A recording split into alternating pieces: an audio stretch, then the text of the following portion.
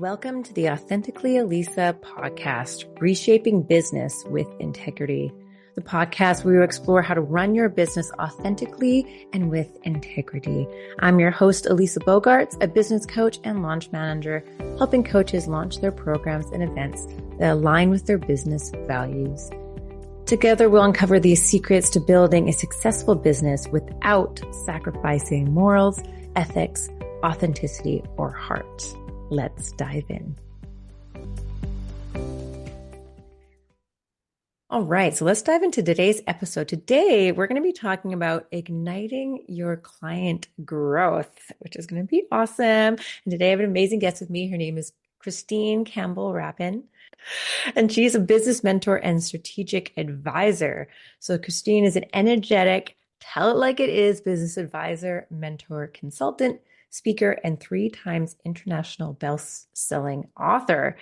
She supported over 400 companies to create a combined revenue of more than $1 billion and believes business growth can be elegantly simple when you focus on the 3 non-negotiable business foundations that are built that build a client growth engine, which we're going to be talking about today, which sounds awesome. Who doesn't want that much money? Welcome, Christine. So happy to have you here.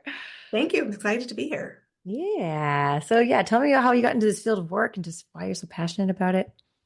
Truthfully, it wasn't like it was a destination. I always knew I'd be an entrepreneur. I've spent my whole career in the world of commerce, helping people. I've been educated in it formally, and I knew I would be an entrepreneur. And what I started to observe about my peers is that they were doing the hokey pokey in their business. 1 foot in, 1 foot out, some months with cash, some months without. And it was heartbreaking because they weren't creating the impact that they wanted. They were running out of runway, and they were buying into the complexity that the world was trying to sell them and not getting a good return from that exchange. And so inevitably it led to lots of conversations over cups of coffee or glasses of wine, depending on how you know me. And people are like, how do you build a business 1 hour a day when I'm spending 40 hours a week and not seeing the same results you are? And I said, it's because I don't think you know how to play the game. I don't think you understand the sequence. And I think you need to get clear on who a buyer is. And when I would have this conversation, I could watch the light bulbs go off. And they're like, I get it. Makes total sense. How come nobody told me it was that simple? And I can see you doing it, so I can even observe it. But inevitably, when they went and left the coffee shop, they would struggle to implement it. And inevitably, that would lead to a circling conversation that would say, help, I'm still stuck. And eventually it led to people saying, can I hire you? Because I need you to hold my hand. And I was not impressed with what I saw in the coaching space with business mentors who had never made payroll, who never had knives in their backs, who never made high-risk decisions, won and lost. And I wasn't particularly comfortable with being tarred by that brush. But some really great people were like, I'm not getting this anywhere else. I really would value this. And so I said, well, if you're willing to bet on me, I'm willing to bet on you. I want to see you win. And that means creating this beautiful, stable business that rewards you for the efforts, and you create the impact and create revenue with it. And so that's how I launched the global consulting business I have now. And I help people find clients predictably, frequently, and profitably so that you actually have a business that rewards you such. Oh, I love that. It just sort of like fell in your lap a little bit. You could see something and then people were like, please, please help me. And it didn't occur to me that so many people were struggling because it wasn't my struggle. And so when I watched all these people, have great ideas, I said, it's not the economy. It's not a lack of money, and it's not a lack of people looking for solutions. It's that you're not getting found. We have to solve that problem, and you can solve it. Totally solvable. 100%. What does running your business with authenticity, what does that mean to you? Well, what for me is really important is high human contact. In the world where so many people want to roboticize things, put a lot of AI, put a lot of arm's reach away, I am the antithesis of that. Everybody I work with is belly to belly. I have small groups and private coaching, but you're getting my lived experience. And that's how we stay in integrity. We don't polish ourselves into an unrecognizable human. And I think that that's happening more and more in businesses as people rely on ChatGPT and other AI tools. They're all starting to sound the same. Yeah. They're all starting to process the same. And what people need right now, especially after the last 5 years, where we've tried to self-study, we've tried to research, I say this really simple statement: don't mistake a Google search for my 30 years of business expertise being in fires. You will get my opinion. You will hire me for my opinion. You will ask for the lessons of the icebergs I ran into. And two brains are going to help brainstorm available options and help you build certainty at a human level of the path you want to take.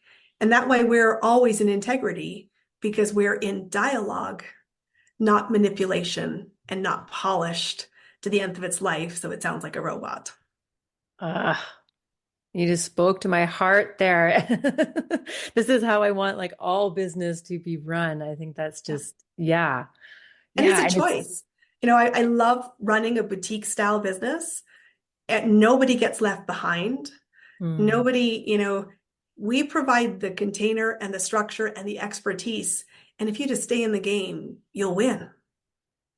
yeah. And that's integrity for me, because I am only comfortable exchanging money if we create the result, because that's what you paid for.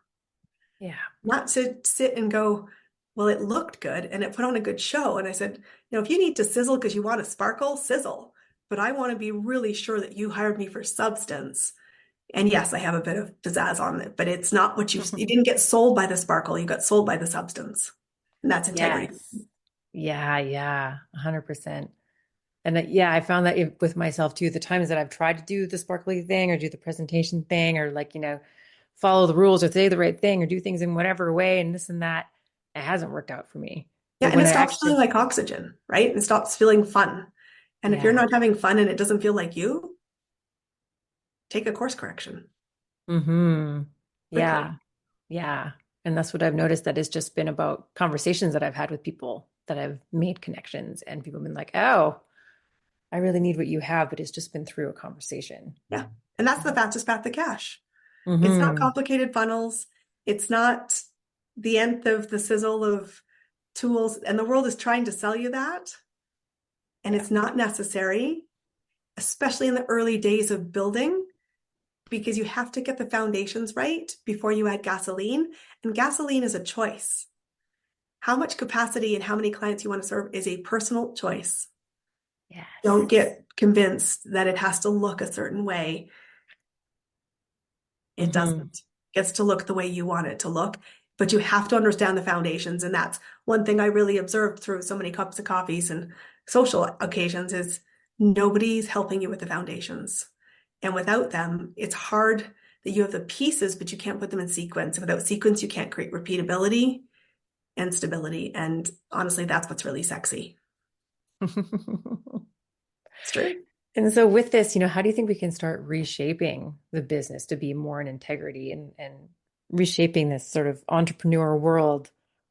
What are some ideas you have on that? Well, I think it comes down to, in many ways, dialing it back to the very root. I ask questions of clients that are elementary, but we move so fast past them that we never distill it, and then we can't communicate it, then we don't embody it, and it feels artificial. And so there's 4 questions I always ask to start with. Who are you? What's your true north? What do you stand for? That has to be crystal clear, because all of your service offerings should lead to true north, because that's Mm, the reason you show up in the world. Second question is, where do you want to play? Who are your people? Who are your buyers? You get to choose where you put your stake in the sand and choose the intersection point of the people you want to serve.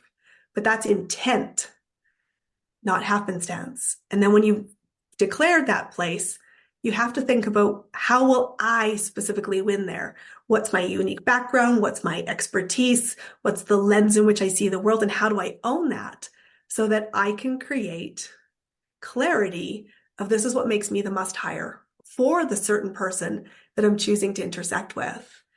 And the fourth question is, what do I need from a capability point of view, skills, knowledge, mindset, and capacity to win there predictably?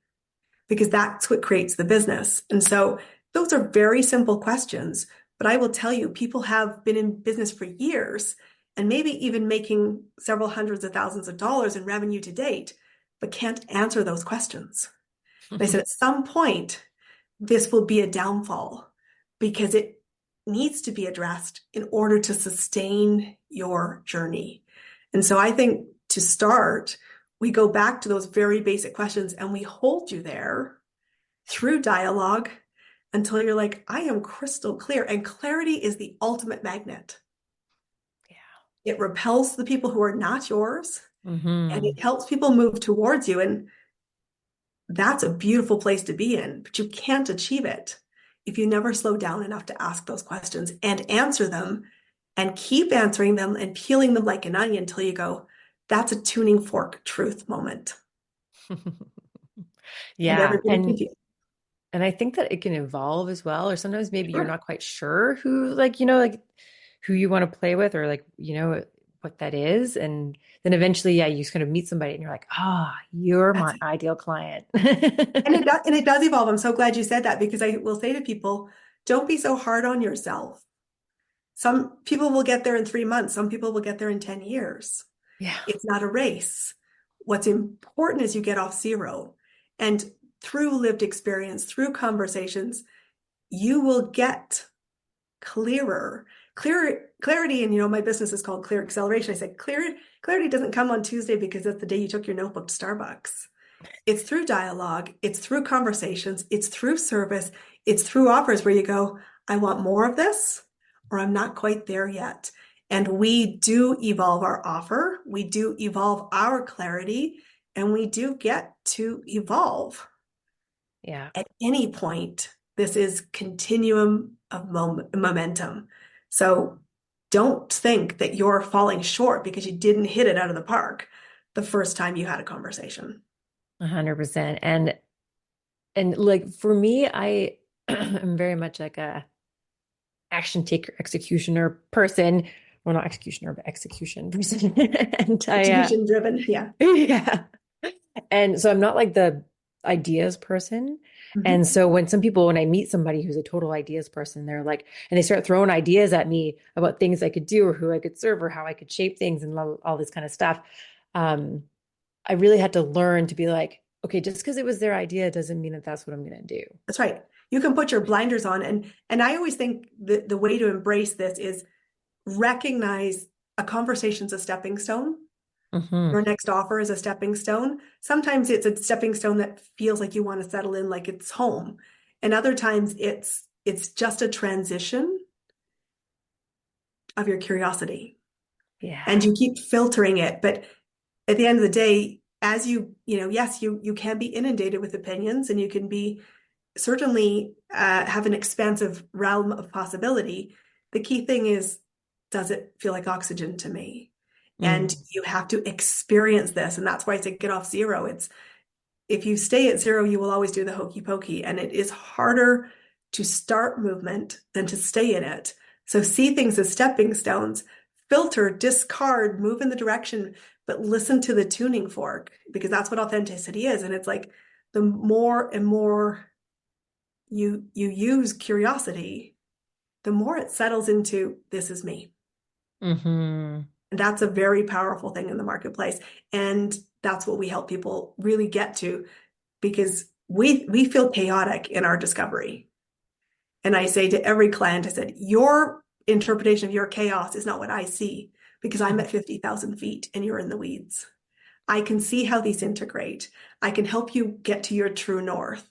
And I can help you then work through trying it out with people in conversation, trying it out with your service offering. And it's so fun to sit in that moment where you watch the light bulb go off and going, I get to do this. This feels like play. I'm like, Yeah. yes, that's where we're shooting for. And Yeah. when I said, everybody's timeline's different, but if you commit to staying in the game and you understand how to play the game, and you choose a game that feels like oxygen to you, I think Yeah. there's nothing better. Yeah, and I love that too, what you said, like, try it out. I met somebody who she sort of developed this new program, and we're actually on the marketers cruise, and so there was a lot of people for her to share her message with, right? There was like over 400 people in this kind of group that she had the opportunity to speak to and to actually start saying, this is what I do and this is my program on how I do it. And there was a running path on the in the cruise, and so I was just up there walking around like I did in the morning, and I saw her and I was like, oh, can I walk with you?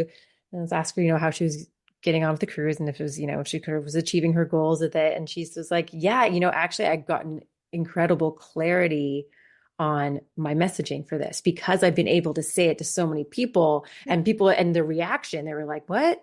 Some people, like, they responded differently. Some people were confused, and so she was able to really hone it in over that time because she was practicing it so much and seeing their responses. And then she was able to really dial it down until she felt really crystal clear.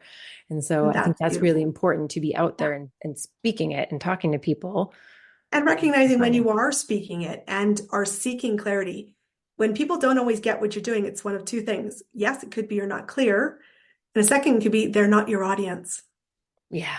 And that biofeedback loop is so important, which is why I said see it as a stepping stone. And you can't live in the imagination as effectively as you can in dialogue. Mm-hmm. So be brave. We're all a hot mess trying to figure it out, Yeah, but that's the journey. it is the journey. Yeah. Yeah. So give us some tips on how someone can ignite their client growth. Because of course we all want more clients. And this is sort of like, especially with coaches and entrepreneurs, but yeah, that's the thing. So how do we do that? Give us some tips. Well, the first thing that is really critical, and I will tell you is the thing that I think most people really struggle with, is you need to know who your next buyer is, which is not the same as your current client. It's not an avatar. She's not from Boise, Idaho with red hair and makes 100 grand. That's not going to help you find your next client. Okay, it will help you do things in marketing, but finding buyers, it will not. And that's where I think there's a big gap in knowledge in the marketplace. A buyer is a decision maker. They have a known problem. They've tried to solve it and still have a gap, and they're committed to finding an alternate that improves and reduces the gap. Maybe not always solve it, but reduce it. And so one of the first things I think is really critical is you have to recognize the pattern of who's the decision maker that you want to serve and what are they seeking. And Mm. this is so often, I said, missed. And your number one priority is to find your next buyer predictably. And the easiest way to do it is not complex. It doesn't require a lot of money. It needs your powers of observation. If I know what they want, what they're seeking, what the gap is, what's motivating them, what hasn't worked in the past, and I can see them in the spin of the problem, I can intersect it and change the direction and give them an invitation to find a better path. And I represent one of many alternates out there in the marketplace.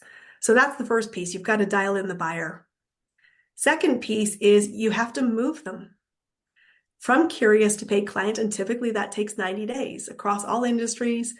And if you're, not having yet the foundations in place, it could take longer than 90. If you're really dialed in, it could move much faster. But people research. People are not always moving in one direction in a sequence. So you have to plan ways for people to experience you, to see how you think, to understand what you bring to the table in lots of touch points so Yeah. that they can create their own journey of this person's credible, this person's capable, I know what they stand for, and I think I could be in safe spaces with them because I know I'm walking into that relationship feeling at disadvantage because I have a gap I think I should already have solved. Hmm. And we have to have a roadmap for that. And that's the second piece of it. The third piece is really simple. You have to understand the offer is a value exchange. And that's two sides of a coin. Number one, what makes you the must hire and not just a likable expert to get Mm. somebody a result. And what's important is remember the buyer's the decision maker. So you have to really think about what does the buyer need to hear, experience, feel, to be able to feel safe to come up to you and say, tell me what it's like to work with you. And so many people get caught justifying their program and wanting to tell you how it works and what the features and benefits are. And it's the wrong sequence if they're not asking what first. And so we have to really dial in that offer and put yourself more often. That's why people hire us, is because I am hired to advocate for your next client always. And that helps you sell more effectively because you speak their language, you move at their speed, you help address their concerns, and you build certainty that when they put their money in your pocket, it's a good decision. Yeah. And so when we do these three things, we will create a real stable flow of movement. And that's what creates stable cash.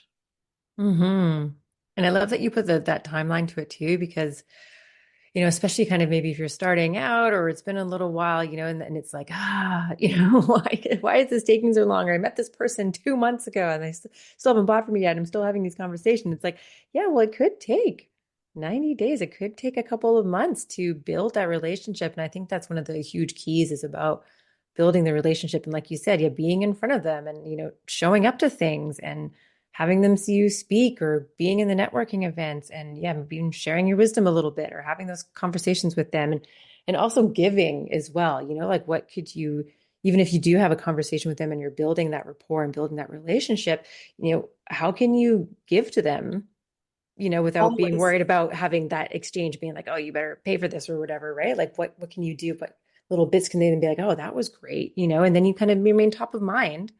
The goal is an offer every exchange, and an offer isn't just buy my stuff.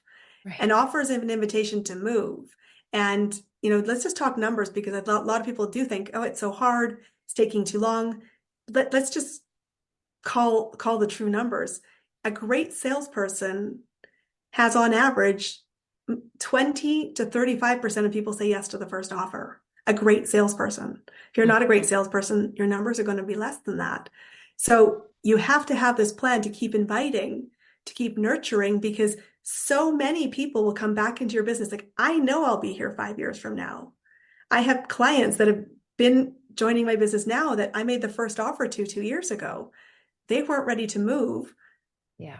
They weren't ready to make the decision to invest, but they have now seen the gap by not solving that problem. But I created the safe space to say, anytime you want to come back to revisit this conversation, you still have a gap. I can still solve it, but here's a resource. Here's an event. Here's an introduction that's valuable. And I just stay in the nurturing, knowing that when you're ready to make a decision, I'm a safe place to land. And so when we get caught into our own heads, we don't control when someone says yes to our offer, but we can control the activity of how many offers and invitations to movement we're putting out there. And so we have to sometimes really reset our expectations. It's like, I'm doing all the right things. And I always say it's like Jiffy Pop on a camp popcorn fire. You're shaking the pot. It feels like nothing's moving, but I'm still in movement. I'm still doing the right things. I'm still moderating the environment for ideal movement. But suddenly it's like pop, pop, pop, pop. And you can control the speed of that if you know what to focus on and stay disciplined. And I always love being in a place where someone will call and say, we talked about this a year ago. Time to come back and look at the program again, or the program has it's evolved. And I say to people, what's the cost of doing nothing? Yeah. Get off zero. Yeah. And like another thing as well about,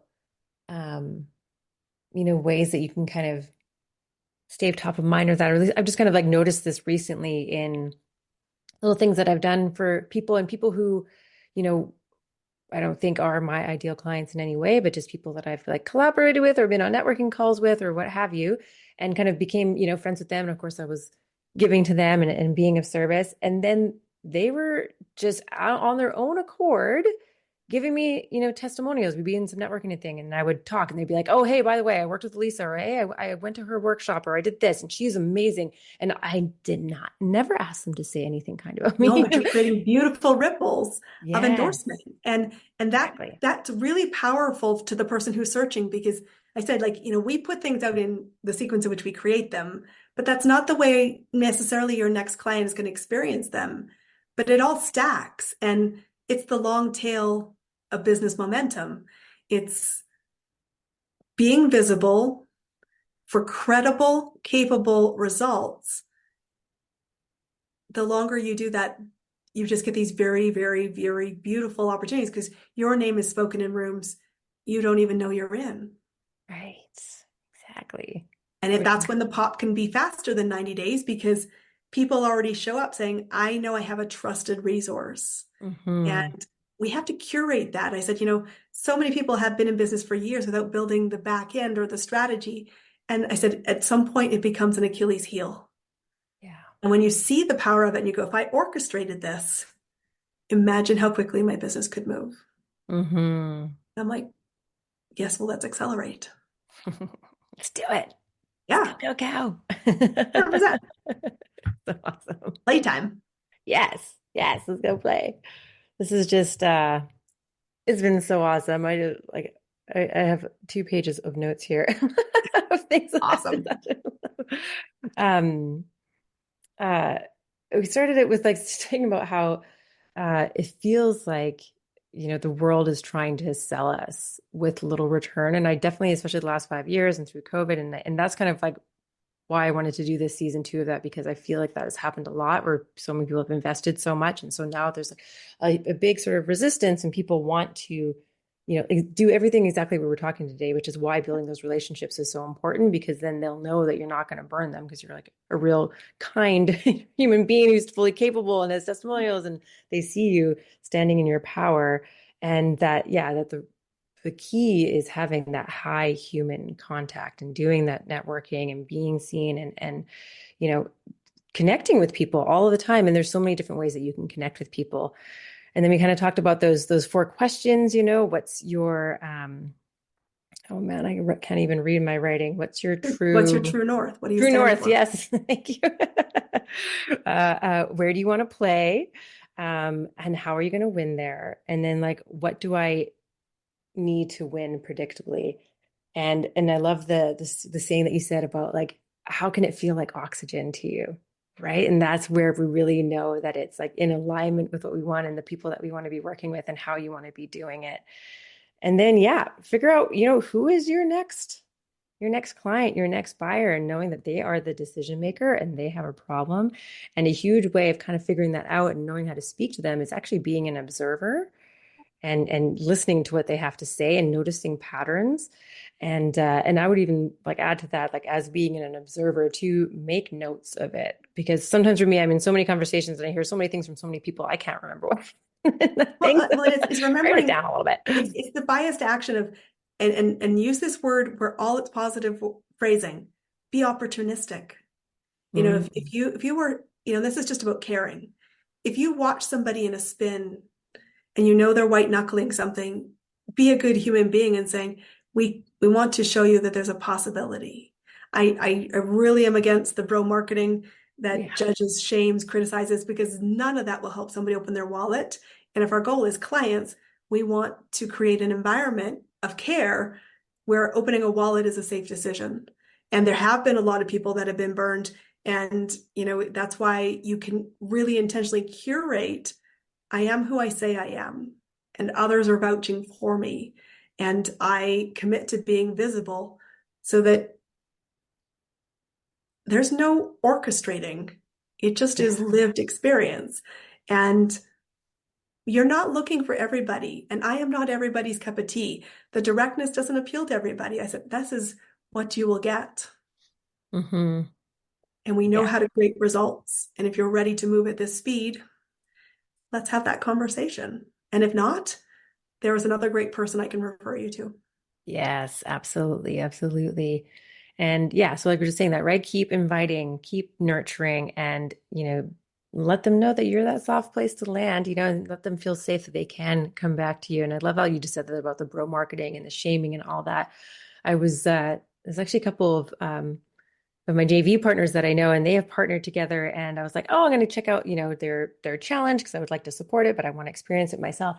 And there was some bro marketing in it. And I was really surprised. I was like, oh, but you two are not, like, from what I see of you and my experience of them, they're not like that, but they put that very much into what they were doing.